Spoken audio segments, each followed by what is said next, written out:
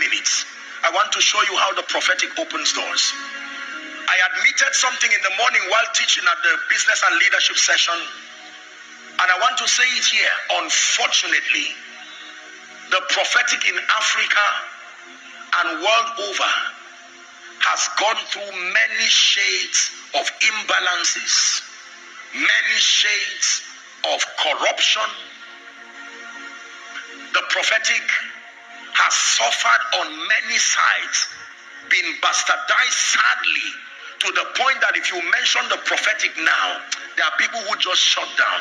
And the idea of the prophetic, especially in Africa right now, is as though it is a campaign of jokers who don't know what they are doing, but it is not true.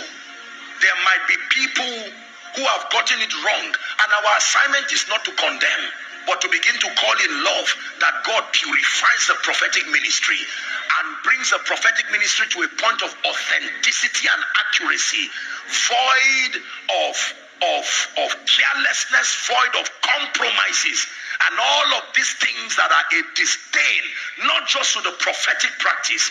It is unfortunate, but I have to admit that some of the practices that have happened across the African soil, especially in the name of the prophetic, it's not a story to be told as far as believers are concerned. It is something I'm even embarrassed as a man of God to admit. However, it does not fail, or it does not mean that the ministry of the prophetic should be thrown away. A generation that ignores the prophetic will pay the price with their lifetime. It is God's system.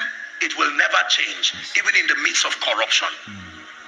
The right approach is to teach, correct in love, and hope that God will begin to purify the conscience, the practices of many. And if you are here, hear me.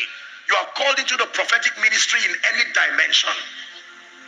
Trust God for grace and consecration to stop playing games with God's people, to stop playing games on the altar, and be serious with the assignment God has given you. If you do not know what to do, seek mentorship from responsible people with character and integrity, so that they guide you on how to do ministry well. We must redefine some of this joke that happens around on stage, to the point that every time we look at men of God, we generalize and believe everybody is a joker. There are people who have not bowed to Baal. There are sincere people who love Jesus. Discipline with integrity and take God's people seriously. Having said that, now let me talk about the prophetic. You ignore the prophetic, you will never rise. The prophetic has a unique ministry. It is one of the ministries that midwife the rising of man. I said it while I was teaching in the morning. Jesus himself, your Jesus, walked under a closed heaven for 30 years, even though he was God incarnate. It took the prophetic to open his heavens. For 30 years, there were 3 prophets in total that Jesus met to be able to finish his assignment.